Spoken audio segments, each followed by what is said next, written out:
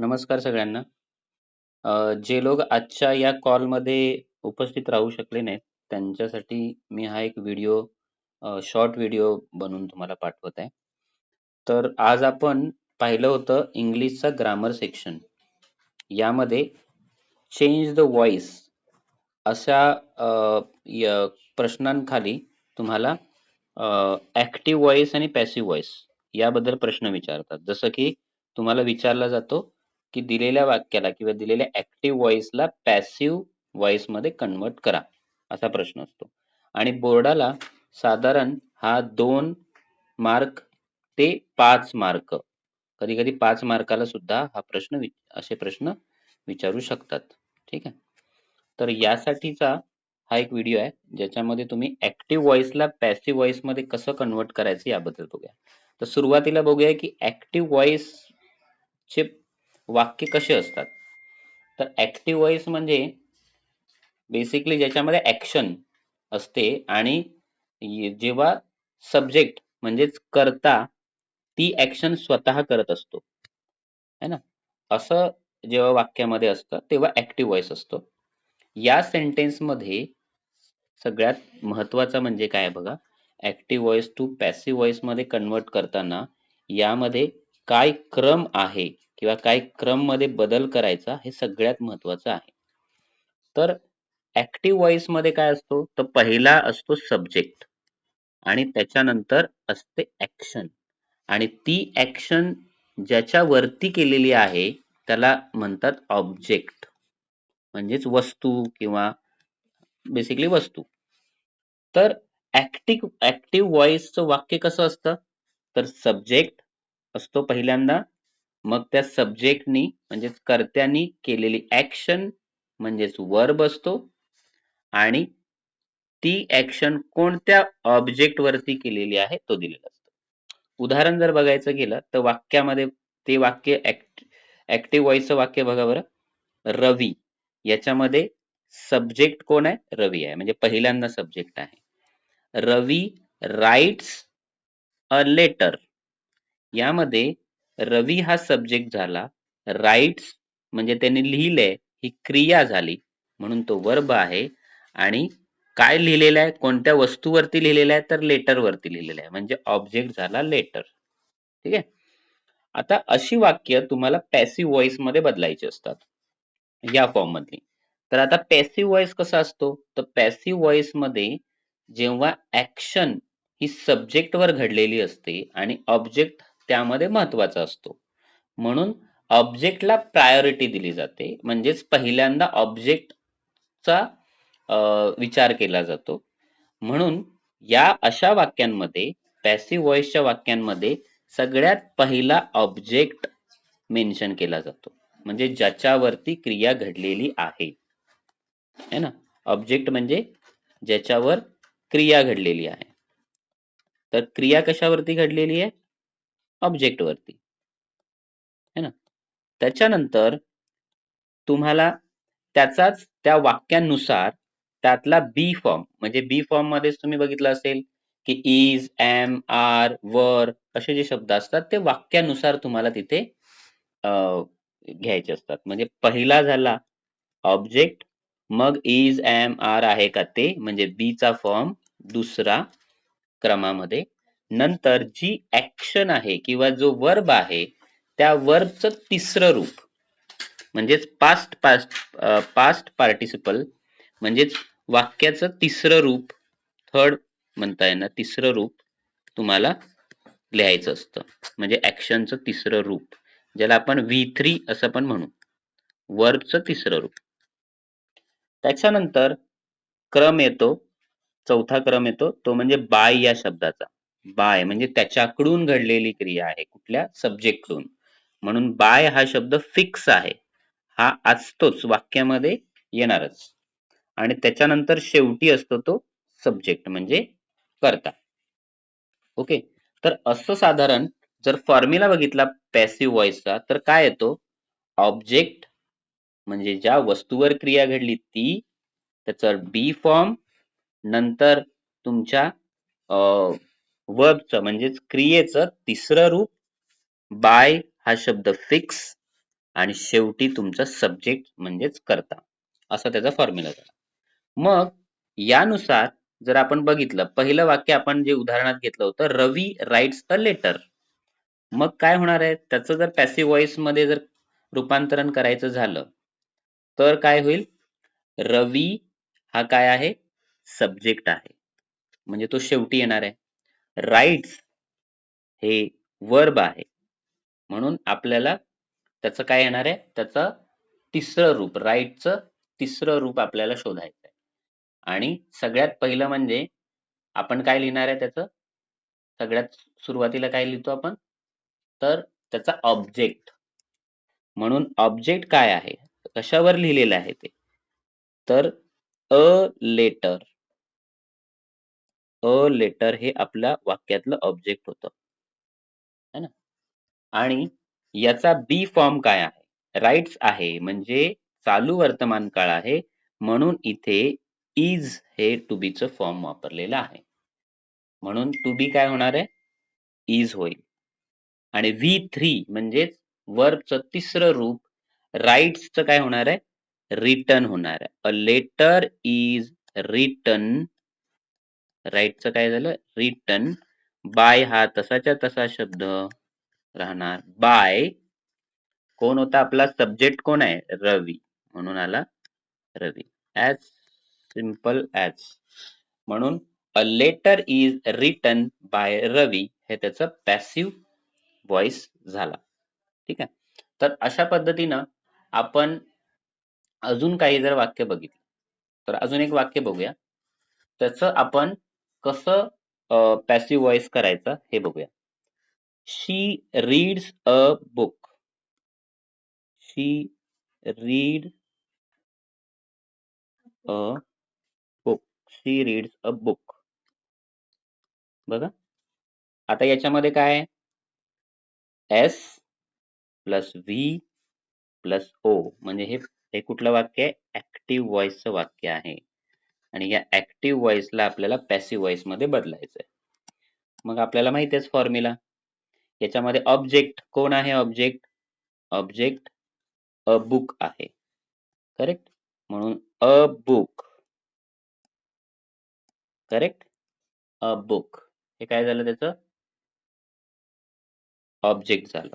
आता त्याचं to be रूप काय असणार आहे, रीड्सच आहे, जसं मगाशी राईट्स होतं, म्हणून अ बुक इज असं येणार, correct. A book is. Reads तिसरं रूप काय होतं, रेड होतं, रेड, म्हणजेच स्पेलिंग तेच राहतं, READ, करेक्ट. म्हणजे हा V3 झाला, करेक्ट. त्याच्यानंतर येणार by. A book is read by, a book is read by. आता शी आहे, शीचं तसं तसं होणार नाही, तर शीचं काय होणार आहे, बाय हर होणार आहे. बघा, बाय काय होणार आहे, हर. म्हणजे इथे कर्ता मध्ये बदल होतात. ठीक आहे, तर कर्ता कसा बदल होणार आहे, जर उदाहरणार्थ इथे शी होतं तर बदलून काय होणार आहे, हर होणार आहे, करेक्ट.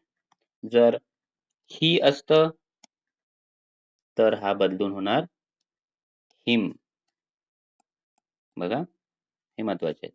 त्याच्यानंतर समजा दे असेल, THEY, तर हे बदलून होणार आहे देम. तर हे असे कर्त्यामधले बदल, म्हणजे सब्जेक्ट जे आहेत ते पॅसिव्ह व्हॉइस मध्ये असे बदलणार आहे. आणि जर का समजा नाव असेल, जसं रमेश होतं मगाशी, है ना, रवी असेल, सॉरी मगाशी रवी होतं, तर रवी असेल, तर हे जसेच्या तसेच राहणार आहेत, हे बदलणार नाहीत. म्हणजे बाय रमेश, बाय रवी असंच राहणार आहे, फक्त इथे बदल होणार आहे. ठीक आहे, ओके. तर अशा पद्धतीनं तुम्ही कुठलीही ऍक्टिव्ह व्हॉइसची जी काय दिलेली वाक्य आहेत ते तुम्ही पॅसिव्ह व्हॉइस मध्ये बदलू शकता. तर जसं मगाशी आपण इथे बघितलंय ना, सी असेल तर हर होणार आहे, ही असेल तर हिम होणार आहे, है ना. त्यामुळं दे असेल तर देम होणार आहे. हे जेव्हा पॅसिव्ह व्हॉइस मध्ये असेल. आणि नाव असेल तर नाव तसंच राहणार आहे. ठीक आहे. ओके. आता आपण एक चार्ट बघूया. याच्यामध्ये कुठले टेन्स असतील तर काय बदल होईल. तर टेन्स हे वेगवेगळे आहे. सिंपल प्रेझेंट, सिंपल पास्ट है ना. तर याच्यामध्ये आपण हे बघणार आहे. हेच खूप महत्वाचं आहे बरं का. हे सगळ्यांनी बारकाईने लक्ष देऊन हे लक्षात ठेवायचं आहे. ठीक आहे. आता मी तुम्हाला हे सांगणार आहे की जर ऍक्टिव्ह व्हॉइस मध्ये म्हणजेच तुम्हाला देताना दिलेल्या हे वाक्यामध्ये दिलेलं असणार आहे. हे सगळं जे लिहिलेलं आहे ना ह्या मधले इथे हे ऍक्टिव्ह व्हॉइस मधलं हे सगळं दिलेलं असणार आहे तुम्हाला. जसं राईट्स हे वाक्यात असेल, रोट हे तुमच्या वाक्यात असेल, इज रायटिंग हे दिलेल्या वाक्यात असणार आहे, वॉज रायटिंग. तर हे जेव्हा पॅसिव्ह व्हॉइस मध्ये लिहिणार तेव्हा काय बदल होणार आहे ते तुम्हाला मी सांगणार आहे. जर वाक्यामध्ये राईट्स असेल तर वाक्यानुसार इज, आर, एम होणार आहे. एकटाच असेल त्या वाक्यामध्ये लिहिणारा तर इज होईल. अनेक म्हणजे दे असं असेल तर आर होईल. आलं लक्षात. आणि राईट्स ह्या वाक्यामध्ये उदाहरण घेतलंय तर राईट्स तिसरं रूप रिटर्न असणार आहे. हे सगळ्यांमध्ये सेमच राहणार आहे. सगळ्यात कुठलाही टेन्स असेल तर शेवटी बाय च्या अगोदर जे आहे रिटर्न बाय असं आहे ना तर रिटर्नच राहणार आहे. रोट असेल तरी रिटर्न होणार आहे. आता पण टू बी चं रूप काय असणार आहे. रोट असेल म्हणजे सिंपल पास्ट मध्ये जर रोट असं लिहिलेलं आहे तर वॉज रिटर्न असं होणार आहे. ते काय होणार आहे वॉज रिटर्न. हे एकटा असेल तर वॉज, दे असतील म्हणजे अनेक असतील तर वर रिटर्न असं होणार आहे. ठीक आहे. प्रेझेंट कंटिन्युअस मध्ये इज लागलेलं असेल आणि आय एन जी लागलेलं असेल बघा. इज आय एन जी असेल तर त्या वाक्यामध्ये इज तसंच राहतं आणि आय एन जीच्या आहे म्हणून बीइंग असं लागणार आहे. म्हणजेच काय होईल इज बीइंग रिटन असं होणार आहे. वॉज रायटिंग असं असेल म्हणजेच भूतकाळातलं पास्ट कंटिन्युअस असेल तर सेम इजच्या ऐवजी वॉज बीइंग असा शब्द लागेल. ठीक आहे. ओके. म्हणजे आय एन जी असताना बीइंग लावायचं हे लक्षात ठेवा. हॅज असेल वाक्यामध्ये तर हॅज बीन असं होणार आहे. म्हणजे इथं बीन लावायचं आहे. हॅड असेल तरी सुद्धा हॅड बीन असं होणार आहे. ओके. आणि सगळ्यात सोपं फ्युचर टेन्स मध्ये काय होणार. विल असेल तर विल बी होणार आहे. म्हणजे इथं बी फक्त हा शब्द लावायचा आहे. विल तसाच राहील. आलं लक्षात. म्हणजे काय काय शब्द लावायचे बघा. हॅड असेल तर बीन, हॅज असेल तरी सुद्धा बीन है ना. इज आणि वॉज असेल तर बीइंग आय एन जी लावायचं. रोट म्हणजे पास्ट असेल तर वॉज किंवा वर वाक्यानुसार. आणि सिंपल प्रेझेंट मध्ये इज, आर, एम पैकी जे सुटेबल आहे ते तुम्हाला लावायचं आहे. ठीक आहे. तर अशा पद्धतीनं वाक्यांमध्ये बदल होतात. आपण अजून एक उदाहरण बघूया याच्यामध्ये. आता इथे बघूया. इथे काय ही क्लीन द रूम असं वाक्य आहे ना. तर इथे आपण बघतोय की याच्यामध्ये काय ईडी लागलेला आहे म्हणजे भूतकाळ आहे है ना. जेव्हा भूतकाळ लागतो तेव्हा काय होतं आपण इथंच वाक्यामध्ये बघितलंय. रोट होता म्हणजे भूतकाळ होता, पास्ट होता. मग इथं काय लागलं होतं वॉज. म्हणून ह्या वाक्यामध्ये आता काय होणार आहे इथे वॉज लागणार आहे. म्हणजे आपलं वाक्य काय होईल तर पहिला काय येणार आहे आपलं ऑब्जेक्ट म्हणजे the room. The room clean आहे म्हणजे भूतकाळ आहे म्हणून वॉज. आणि क्लीनचाच तिसरं रूप क्लीनचं होतं म्हणून तसंच ठेवलं. आणि बाय इथे काय आहे ही होतं म्हणून काय झाला इथे हिम झाला. जसं आपण वरती बघितलं. ठीक आहे. तसंच आपण अजून एक वाक्य बघूया. याच्यामध्ये दे आर काय वॉचिंग अ मूवी असं आहे. They are watching. आता आर आणि आय एन जी लागलेलं आहे वॉचिंग है ना. म्हणजे इथे आपण बघितलं तर इथं काय होणार आहे आर वॉचिंग असेल इथे काय होणार आहे अ मूवी. पहिल्यांदा येईल a movie. A movie is being कारण हा प्रेझेंट आहे ना. प्रेझेंट असेल तर इज लागणार आहे. आणि आय एन जी आहे म्हणून इथं बीइंग लागलं है ना, जिथं आपण इथं मगाशी बघितलं होतं. इथे बघा इज रायटिंग आहे किंवा प्रेझेंट कंटिन्युअस आहे म्हणून इथं बीइंग लागलं, BEING, बीइंग. म्हणून या वाक्यामध्ये लागेल अ मूव्ही इज बीइंग. आता वॉचिंगचा पास्ट टेन्स काय होणार आहे? वॉच्ड. म्हणून इथं झालं वॉच्ड. बाय, बाय हा शब्द फिक्स आहे आणि दे होतं म्हणून इथं झालं देम. ठीक आहे. तर अशा पद्धतीचं बरेच वाक्य आहेत, हे तुम्हाला इथं सोडून दाखवलेली आहेत. तशीच अजून पुढचं वाक्य बघा, he will send the mail. तर याच्यामध्ये आता काय येणार आहे? इथं विल आहे, आपण बघितलं हे विल कधी येतं? फ्युचर मध्ये आहे है ना, फ्युचर आहे म्हणून इथं विल आलंय. तर आपण मग अशा टेबल मध्ये बघितलं होतं, विल असेल तर काय लागेल बघा बरं. विल असेल तर विल बी असं लागेल है ना, म्हणजे बी हा शब्द लागेल. म्हणून काय होणार आहे? पहिला आहे द मेल. इथं ऑब्जेक्ट काय येणार? The mail. विल आहे म्हणून काय लागलं? Will be. म्हणून काय लागलं? विल बी असं लागलं. बी हा शब्द आला बरं का इथे, फ्युचर आहे म्हणून. आणि सेंटचा भूतकाळ जो आहे पास्ट टेन्स आहे, SEND चा पास्ट टेन्स होतो सेंट, टी, म्हणून इथं आलं सेंट. बाय, ही होतं म्हणून इथे झाला हिम. करेक्ट. ओके. तसंच पुढचं वाक्य, दे हेल्प द पुअर है ना. आता इथं दे म्हणजे अनेक वचनी आहे, हेल्प द पुअर म्हणजे सिंपल आहे, द पुअर है ना. आर, आता इथं आर का आलं, इज का नाही आलं? Why not is? कारण इथे दे आहे म्हणजे इथे अनेक लोक आहेत है ना, अनेक लोकांनी केलेलं आहे ते काम, म्हणून इजच्या ऐवजी आर येणार आहे. ठीक आहे. द पुअर आर, आता हेल्प, हेल्पचं काय झालं? हेल्पड, ईडी लागला, त्याचा भूतकाळ झालं. बाय आणि देचं काय झालं? देम झालं. ओके. तसंच पुढचं वाक्य, the teacher is checking the paper. आता इथं आपला ऑब्जेक्ट पुन्हा काय आहे? द पेपर, म्हणून पहिल्यांदा आलं द पेपर. आता इथं इज चेकिंग, मगाशी वरती आपण बघितलं ING आहे, इज आहे, तर इज बीइंग लागणार है ना. The paper is being check. चेकिंगचं भूतकाळ किंवा थर्ड रूप V3 काय येणार आहे? चेक्ड, ईडी लागला. बाय आणि आपला सब्जेक्ट आहे द टीचर म्हणून झालं द टीचर. ठीक आहे. त्याच्यानंतर लास्ट वाक्य आपण बघूया, he has finished the assignment.